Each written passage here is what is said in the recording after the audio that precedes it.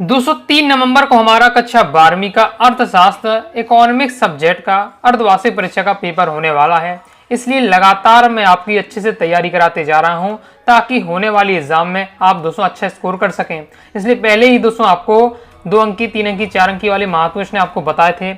इसके साथ ही मैंने आपको इकोनॉमिक्स का अर्धवार्षिक परीक्षा का मॉडल पेपर भी प्रैक्टिस करा दिया है ताकि आपको पता चल जाए किस किस टाइप के क्वेश्चन आते हैं। और विद सॉल्यूशन के साथ मैंने मॉडल पेपर की प्रैक्टिस कराई है, तो वीडियो भी देख लीजिएगा। ओके, अब ये दोस्तों आपकी सबसे मेन वीडियो रहने वाली है, फाइनल वीडियो, जिसमें दोस्तों हम टॉप 50 प्लस मैं आपको इंपॉर्टेंट क्वेश्चन बताने वाला हूं अर्धवार्षिक परीक्षा के लिए।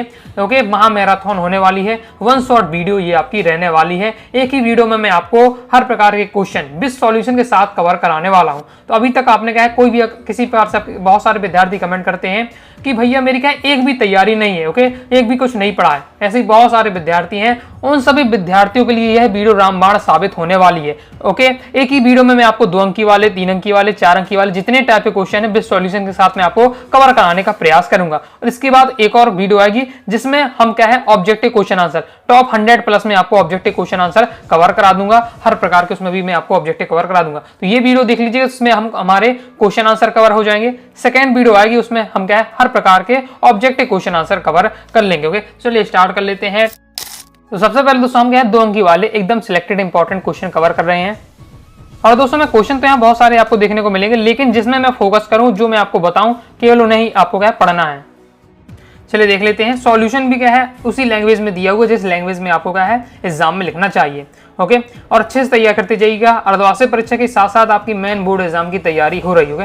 तो व्यष्टि अर्थशास्त्र की विशेषताएं, व्यष्टि अर्थशास्त्र की परिभाषा आ सकती है, समष्टि अर्थशास्त्र की परिभाषा आ सकती है, और मेन आपकी विशेषताएं बहुत हाई चांस है कि पूछी जाए। तो व्यष्टि अर्थशास्त्र की विशेषता क्या होती है? व्यष्टि अर्थशास्त्र में हम किसी विशिष्ट इकाई या व्यक्तित्व इकाई का अध्ययन करते हैं। एक परिवार, एक फर्म, एक उद्योग, इसकी हम क्या है अध्ययन करते हैं। जबकि समष्टि अर्थशास्त्र में अगर बात करें तो हम क्या है संपूर्णता की बात होती है। ओके, व्यष्टि अर्थशास्त्र में एक उद्योग या बाजार का अध्ययन किया जाता है, इसलिए से क्या है अर्थशास्त्र का सबसे छोटा भाग भी कहते हैं। तो ये विशेषता हो जाती है। समष्टि और व्यष्टि और समष्टि अर्थशास्त्र में आपको अंतर तैयार कर लेना बहुत ज्यादा महत्वपूर्ण रहने वाला है। पहले लाइन में तो आपको उसकी परिभाषा ही बता देनी है कि व्यष्टि अर्थशास्त्र में व्यक्तिगत इकाइयों का अध्ययन किया जाता है। समष्टि अर्थशास्त्र में संपूर्ण अर्थव्यवस्था की आर्थिक संबंधों के या आर्थिक समस्याओं का अध्ययन किया जाता है। व्यष्टि अर्थशास्त्र में एक व्यक्तिगत फर्म उद्योग के उत्पादन या कीमत पर निर्धारित किया जाता है। समष्टि अर्थशास्त्र का संबंध संपूर्ण अर्थव्यवस्था के में कुल उत्पादन तथा समान कीमत स्तर से निर्धारित होता है। फिर नेक्स्ट है औसत उत्पाद किसे कहते हैं? तो कुल उत्पाद को श्रम की इकाइयों से भाग देने पर हमें क्या है औसत उत्पाद प्राप्त होता है। कुल लागत किसे कहते हैं? तो किसी वस्तु के कुल उत्पादन में जो धन व्यय होता है उसे हम क्या कुल लागत कहते हैं। नेक्स्ट है ये सिंपल शब्द जैसे आप जानते हैं कुल लागत कहते हैं कि भैया ये मैंने क्या है व्यापार किया है, इसमें मेरी कुल लागत 2 लाख रुपए है। यानी हर प्रकार से उसने जो बिजनेस को स्टार्ट करने में जो पूंजी लगाई है उसकी क्या है कुल लागत कहलाएगी। आदर्श हाथ किसे कहते हैं? तो अप्राप्त बाजार बल जो मुक्त बाजार से माल की मांग और आपूर्ति को स्वचालित रूप से संतुलित तक पहुंचाने में मदद करता है, उसे हम क्या कहते हैं आदृश्य हाथ कहते हैं। यानी कोई शक्ति तो है लेकिन दिखती नहीं है। ओके, आदृश्य हाथ। ओके, नेक्स्ट है श्रम का सीमांत संप्राप्ति उत्पाद किसे कहते हैं? श्रम की प्रत्येक अतिरिक्त इकाई के लिए उससे जो अतिरिक्त लाभ प्राप्त होता है वह सीमांत प्राप्ति या सीमांत उत्पाद के गुणनफल के क्या है बराबर होती है। इसे हम क्या कहते हैं श्रम का सीमांत संप्राप्ति उत्पाद। नेक्स्ट बहुत ज्यादा इंपॉर्टेंट है, अभी बोर्ड एग्जाम में आपका देखने को मिला था। निम्नतम निर्धारित कीमत किसे कहते हैं? तो देखिए सरकार क्या करती है, कोई वस्तु या सेवा की एक न्यूनतम सीमा निर्धारित कर देती है कि इससे कम ये वस्तु नहीं बिकेगी। ओके, तो वो क्या कहलाती है उसकी निम्नतम निर्धारित कीमत कहलाती है। इसी बार से आता है क्वेश्चन उच्चतम निर्धारित कीमत वाला, तो बस इसमें आपको बता देना है उच्चतम निर्धारित कीमत में किसी भी वस्तु या सेवा की सरकार द्वारा क्या है अधिकतम जो सीमा तय की जाती है वो आपकी उच्चतम निर्धारित कीमत हो जाती है। ओके, आगे देख लेते हैं। नेक्स्ट हम कब कहते हैं कि बाजार में किसी वस्तु की अधिपूर्ति है? तो जब किसी वस्तु की बाजार पूर्ति उसकी बाजार मांग से अधिक होती है तो उसे अधिपूर्ति कहा जाता है। फिर नेक्स्ट आपको तैयार करके रखना है, जो मैं आपको क्वेश्चन फोकस करूं केवल उन्हीं पर। ओके, बाकी स्किप कर दीजिएगा आप। फिर आपका आय का सकल घरेलू राष्ट्रीय उत्पाद GNP आपको पढ़ के रखना है। मुद्रा की परिभाषा इंपॉर्टेंट रहेगा, मुद्रा की परिभाषा बताइए। तो ओके, मुद्रा के कार्य भी जैसे आपको क्वेश्चन आता है तो मुद्रा की परिभाषा पहले तैयार आपको कर लेना है। प्रोफेसर हार्टली विदर्स के अनुसार है मुद्रा वह है जो मुद्रा का कार्य करती है। अब इतना सिंपल परिभाषा, मुद्रा वह है जो मुद्रा का कार्य करती है। लेकिन अब देखिए परिभाषा तो मैं याद हो गई, लेकिन इनका नाम थोड़ा आपको दिक्कत होगी, तो एक बार फोकस से आप इनको पढ़ लीजिएगा, क्योंकि इसने कहा ये मुद्रा वह है जो मुद्रा का कार्य करती है, कहा प्रोफेसर हार्टली विदर्स ने। एक भी आपको याद हो जाए तो आपका काम हो जाएगा। ये हमारा कंप्लीट हो जाता है। यहाँ से आपको नेक्स्ट आपको तैयार करना है उपभोग फलन किसे कहते हैं। उपभोग फलन आपको तैयार करके रखना है कि वह फलन जो आय तथा उपभोग व्यय के बीच संबंध बताता है उपभोग फलन हमारा कहलाता है। अत्यधिक मांग या अतिरेक मांग से क्या प्राय है, इंपॉर्टेंट है ये भी आपका। तो अत्यधिक या अतिरेक मांग जब स्थिर कीमत पर उपलब्ध उत्पादन की तुलना में अपेक्षित व्यय बढ़ जाता है तो इसे हम अतिरेक स्थिति कहते हैं। सीमांत उपभोग प्रवृत्ति एमपीसी भी आपको पढ़ के रखना है, इंपॉर्टेंट रहने वाला ये। निवेश किसे कहते हैं, ओके, तो उत्पादक के पूंजी स्टॉक में वृद्धि को हम क्या कहते हैं, निवेश कहते हैं। पूर्ण रोजगार संतुलन किसे कहते हैं, तो वह स्थिति जिसके अंतर्गत समस्त व्यक्तियों को उनकी परिश्रम दर पर रोजगार उपलब्ध हो जाए उसे हम क्या है, पूर्ण रोजगार संतुलन कहते हैं। आगे देख लेते हैं बाजार अर्थव्यवस्था किसे कहते हैं, तो बाजार अर्थव्यवस्था जिसमें सभी आर्थिक क्रियाकलापों का निर्धारण बाजार की स्थितियों के अनुसार हो, बाजार अर्थव्यवस्था कहलाता है। फिर आपका केंद्रीकृत योजनाबद्ध अर्थव्यवस्था और बाजार अर्थव्यवस्था में अंतर आपको पढ़ लेना है। ये तो अभी आपका क्या है 2025 की बोर्ड एग्जाम में आया है, तो फिर आपको अभी 2026 की बोर्ड एग्जाम में इसका चांस नहीं है। ओके, स्थिर लागत परिवर्तनशील लागत में अंतर आपको तैयार कर लेना है, और जो भी मैंने आपको मॉडल पेपर प्रैक्टिस कराया था उसमें मैंने इसको कवर भी किया था। आगे देखते हैं। आगे उच्चतम निर्धारित कीमत उदाहरण से बताइए, तो मैं आपको बता ही चुका हूं अभी जस्ट मैंने जब निम्नतम निर्धारित कीमत बताया। उच्चतम निर्धारित कीमत क्या होती है कि किसी वस्तु या सेवा की सरकार द्वारा जो ऊपरी सीमा या अधिकतम सीमा निश्चित की जाती है वो आपकी उच्चतम निर्धारित कीमत कहलाती है। उदाहरण मैंने आपको जरूर पढ़ के रखना, गेहूं, चावल, चीनी, मिट्टी का तेल, इन सब की सरकार क्या है, अधिकतम कीमत तय कर देती है, किससे ज्यादा कोई व्यक्ति क्या है नहीं बेचेगा। ओके, हम कब कहते हैं कि बाजार में किसी वस्तु की अधिमांग है, तो एक अधिपूर्ति वाला क्वेश्चन आता है, एक अधिमांग वाला आता है। ओके, इंपॉर्टेंट है, बोर्ड एग्जाम में भी क्वेश्चन आ चुका है। अभी आपका 2025 में था, जब किसी वस्तु का बाजार मांग उसकी बाजार पूर्ति से अधिक हो तो उसे हम क्या अधिमांग कहते हैं। फिर इसके आगे देख लेते हैं, तो नेक्स्ट आपको कौन सा तैयार करना चाहिए, केंद्रीय बैंक को बैंकों का बैंक कार्य को समझाइए। केंद्रीय जो बैंक है, जो बैंकों का बैंक कहा जाता है केंद्रीय बैंक को, इससे आपको कार्य बताने हैं, पढ़ते ही आपको समझ में आ जाएगा। आगे देख लेते हैं। आगे समग्र मांग के दो घटक आपको तैयार करना है, न्यून मांग के दो कारण, ये भी इंपॉर्टेंट है। न्यून मांग के क्या कारण होते हैं वो पूछ लिया जा सकता है, तो ये दो पढ़ के रखिएगा। न्यून मांग के कारण होते हैं कि अर्थव्यवस्था में प्रभावपूर्ण मांग में कमी होने के कारण बेरोजगारी उत्पन्न होती है, जैसे न्यून या अप्रभावी मांग भी कहते हैं। तो याद रखें न्यून मांग को क्या है, अप्रभावी मांग भी कहते हैं। और जब अर्थव्यवस्था में आय और व्यय बराबर नहीं होते हैं, यह स्थिति भी न्यून मांग को क्या कारण बनती है। सेटरेस पारिवश की मान्यता भी बोर्ड एग्जाम में क्वेश्चन आ चुका है। ओके, तो इसे भी आपको तैयार करना है। अभी मॉडल पेपर का जब सॉल्यूशन बताते समय मैंने आपको इसे बताया था। सीमांत बचत प्रवृत्ति एमपीएस भी आपको पढ़ के रखना इंपॉर्टेंट रहने वाला है। फिर आपका व्यष्टि अर्थशास्त्र किसे कहते हैं, तो व्यष्टि या सूक्ष्म अर्थशास्त्र किसे कहते हैं कि जिसमें जो अर्थ अवस्था के छोटे छोटे अंशों या छोटे भागों का क्या अध्ययन करती है। अर्थशास्त्र की विषय वस्तु पूछी जा सकती है, तो दो विषय वस्तु होती है, व्यष्टि अर्थशास्त्र और समष्टि अर्थशास्त्र। आगे देख लेते हैं।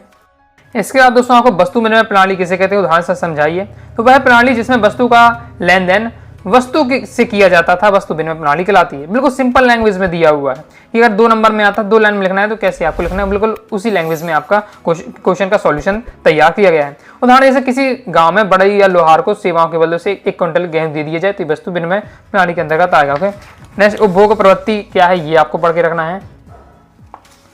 आगे देख लेते हैं। थोड़ा आपको देखिए 2 नंबर में हम थोड़ी ज्यादा ही क्वेश्चन कवर करेंगे, 2 लाइन के ऐसे इनके आंसर है, लेकिन 2 नंबर में थोड़ा फिक्स नहीं हो पाता कि हाँ यही क्वेश्चन आपके रहने वाले हैं। 2 नंबर में फिक्स नहीं हो पाता, इसलिए हमें थोड़ा ज्यादा क्वेश्चन यहाँ आपको तैयार करने पड़ते हैं और यहाँ ज्यादा मेहनत करनी पड़ती है। ओके, पूर्ण रोजगार संतुलन और अपूर्ण रोजगार संतुलन में आपको अंतर तैयार करके रखिएगा कि पूर्ण रोजगार संतुलन क्या है, अपूर्ण रोजगार संतुलन क्या है, बचत प्रवृत्ति क्या होती है, न्यून या अभावी मांग किसे कहते हैं। अभी इसकी हमने क्या है जस्ट कि इससे पहले अभी हमने न्यून या अभावी मांग के क्या देखे थे, कारण देखे थे, लेकिन कारण के साथ साथ आपको ये क्या है ये भी आपसे पूछा जा सकता है।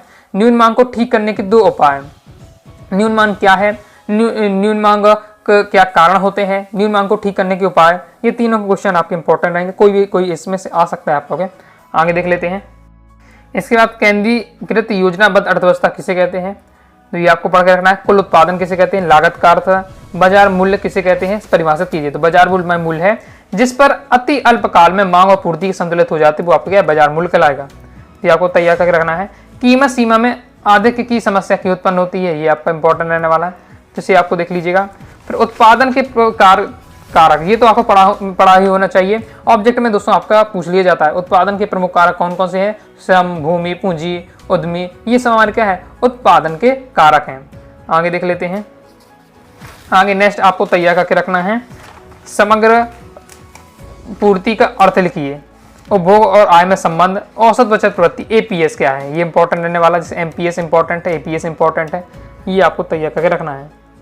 तो हमारे कंप्लीट हो जाते हैं। तो इस प्रकार से दोस्तों हमारे जो 2 अंक वाले महत्वपूर्ण प्रश्न थे वो मैंने आपको कवर करा दिए हैं। अब दोस्तों हम देखने वाले हैं 3 अंक वाले महत्वपूर्ण प्रश्न। बाकी दोस्तों अगर आप क्या प्रॉपर तैयारी करना चाहते हैं, ओके, पीडीएफ मटेरियल प्राप्त करना चाहते हैं, तो आपको क्या करना है, प्ले स्टोर पे अनुराग सारी क्लासेस का ऐप डाउनलोड कर लीजिएगा।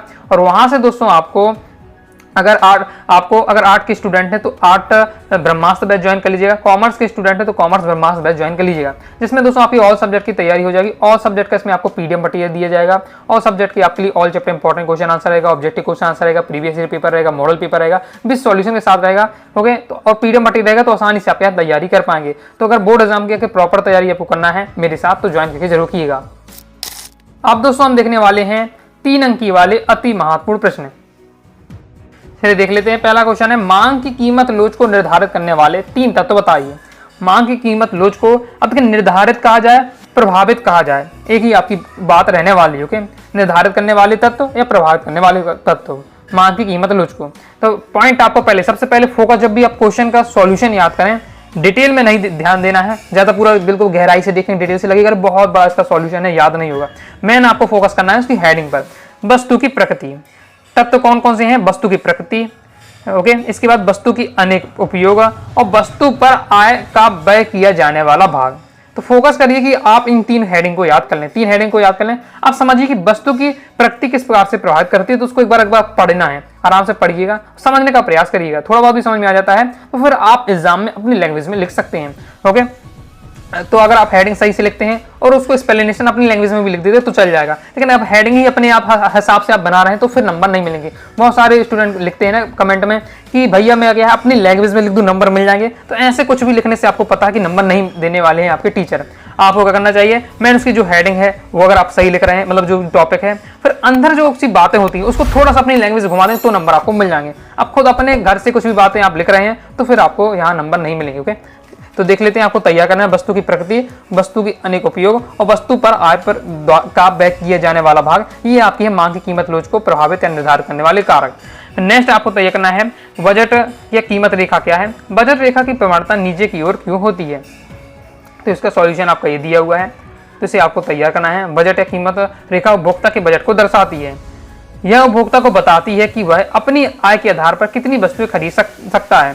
कीमत रेखा 2 वस्तुओं के उन सभी संयोजनों का ग्राफिकल निरूपण करता है जिन उपभोक्ता की दी गई कीमतों और अपनी आय के खर्च खरीद सकता है, मतलब एक बार बंडल बनाता है। किस प्रकार के बंडल, कि उपभोक्ता की आय कितनी है और वो उतनी आय से किन किन चीजों को खरीद सकता है और कितनी मात्रा में खरीद सकता है। ये हमारी बजट रेखा या कीमत रेखा रहता है, ओके। अब आगे नेक्स्ट आपको तैयार करना है, स्थापन और पूरक वस्तुओं में अंतर, बहुत ज्यादा महत्वपूर्ण है। अभी आपका मॉडल पेपर जब मैं आपको प्रैक्टिस करा रहा था तब मैंने आपको ये क्वेश्चन भी बताया था। ऑब्जेक्ट तो यहाँ से बनता ही बनता है, ओके। ऑब्जेक्ट तो आपका बनता ही बनता है, तो अगर बेसिक आप समझ के रखिए, इसलिए हर बार मैं समझा देता हूँ कि ये आपके क्या जो ऑब्जेक्ट में एक दो नंबर का ऑब्जेक्ट आते हैं वो तो आपके फिक्स हो ही जाए और क्वेश्चन आंसर में आ जाए तो और अच्छे आपसे तुरंत बन जाएगा, ओके। स्थापन वस्तुएं कि एक नहीं है तो हम दूसरे से काम चला लें, ओके।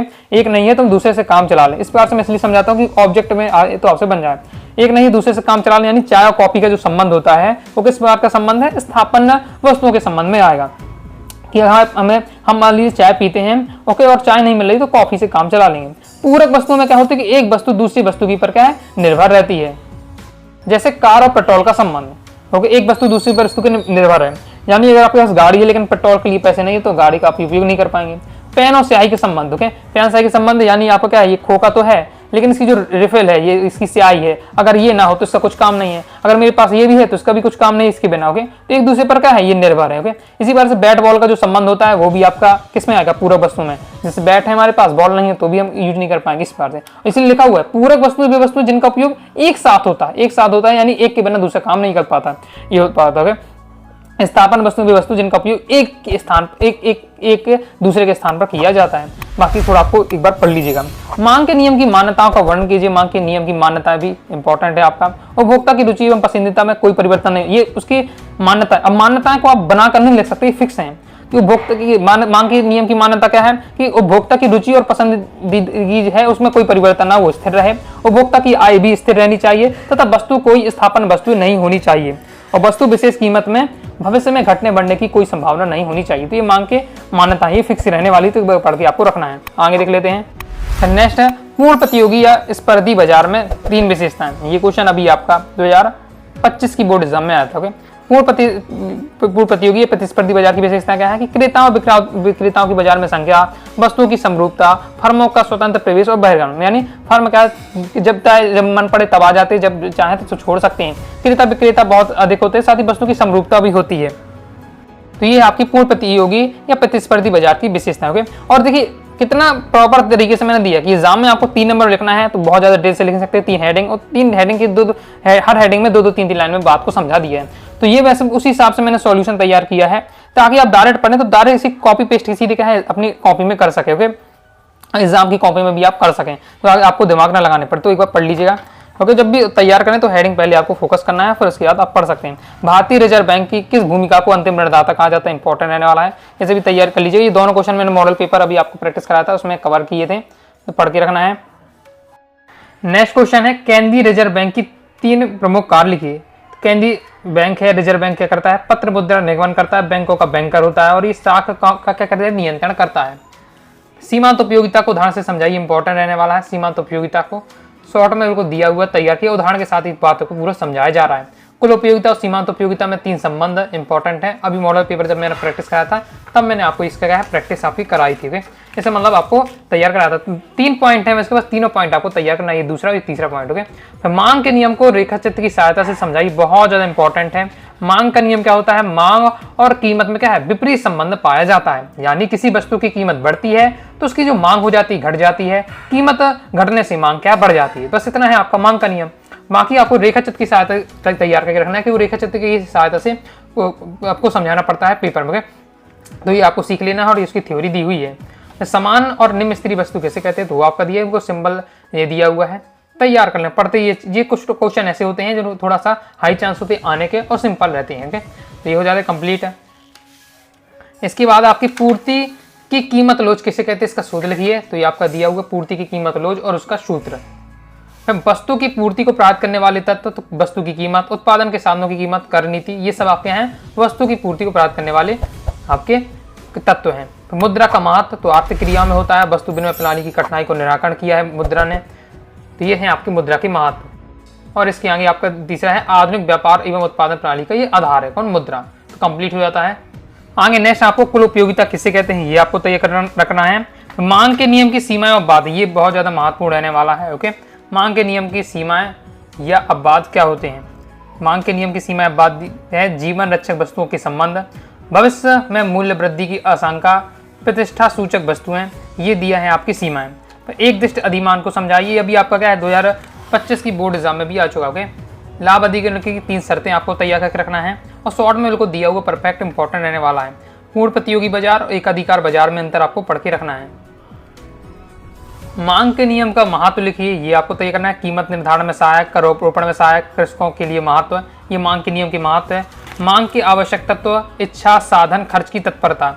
यानी मांग की आवश्यक तत्व कौन से, मांग कब बढ़ेगी, जब पहले व्यक्ति जो उपभोक्ता है उसकी इच्छा हो लेने की, ओके, उसके पास साधन भी हो, यानी साधन नहीं धन हो, उसके पास पैसे भी हो खरीदने के लिए, और खर्च करने की तत्परता हो। मान लीजिए इच्छा भी है, साधन भी, लेकिन वो कंजूस है, वो कहता है हमें भैया पैसे नहीं खर्च करने हैं, तो भी मांग नहीं बढ़ पाएगी। तो ये आवश्यक क्या तत्व है मांग के। ओके, इसके बाद नेक्स्ट देख लेते हैं तटस्थता या अनादिमान वक्र की किसे कहते हैं, इसकी विशेषताएं। ये भी आपका एग्जाम में बोर्ड एग्जाम में आया था। ओके, इसके बाद पूर्ति की कीमत लोच को प्रभावित करने वाले तत्व आपको तैयार करना है, कारक तैयार करना है। आंकड़ों की प्रकृति, प्राकृतिक बाधाएं, वस्तु का स्वभाव या प्रकृति, ये आपके दिए हैं पूर्ति की कीमत लोच को प्रभावित करने वाले कारक। तो ये दोस्तों हमारे कंप्लीट हो जाते हैं हमारे 3 अंकी वाले महत्वपूर्ण प्रश्न। अब दोस्तों हम देखने वाले हैं 4 नंबर वाले अति महत्वपूर्ण प्रश्न। तो अब दोस्तों हम देख लेते हैं 4 अंकी वाले प्रश्न, लॉन्ग टाइप के क्वेश्चन देख लेते हैं। ओके, तो ना संघर्ष और ना तकलीफ, तो क्या मजा है जीने में, और बड़े बड़े तूफान थम जाते हैं जब आग लगी हो सीने में। तो सबसे पहले आपको तय करना है पूर्णतः लोचदार मांग और पूर्णतः विलोचदार मांग को संक्षेप से समझाइए। तो पहले आपका पूर्णतः लोचदार मांग के बारे में देखिए दिया हुआ है, और फिर पूर्णतः विलोचदार मांग के बारे में आपका ये दिया हुआ है। तो इंपॉर्टेंट रहने वाला लॉन्ग में।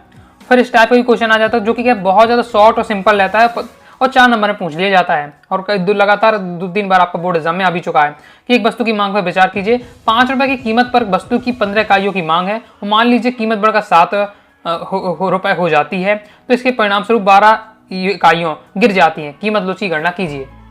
सॉल्यूशन दोस्तों आपका ये दिया हुआ है। ओके, तो जो पहली कीमत है उसे P1 कहते हैं, जो दूसरी प्राइस है उसे P2, Q1 Q2 जो उसकी मात्रा। ओके, और ये आपका दिया हुआ है। फॉर्मूला ये आपका रहने वाला है, फॉर्मूला पे आप वैल्यू रखेंगे आपके इस पार से आ जाएगा। ओके, फिर नेक्स्ट देख लेते हैं। उत्पादन फलन क्या है, इसकी 3 विशेषताएं पढ़ लीजिएगा। उत्पादन फलन या उत्पादन फंक्शन का अर्थ और उसकी विशेषताएं, समय के निरपेक्ष धारणा, उत्पादन फलन के स्थैतिक अर्थशास्त्र का विषय है, उत्पादन फलन स्थैतिक तकनीक का विषय है। फिर नेक्स्ट आपको किसी वस्तु की मांग को प्रभावित करने वाले घटक, तत्व या कारक तैयार कर लेना है।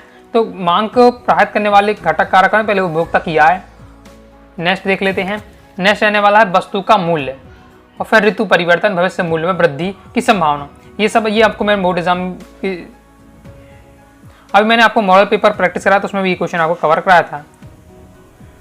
नेक्स्ट लागत वक्र यू आकृति के क्यों होते हैं, यू आकार के क्यों होते हैं, तो वो समझाया जा रहा है, पॉइंट वाइज पॉइंट समझाया जा रहा है, इंपॉर्टेंट रहने वाला, तो उसे आपको पढ़ के रखना है।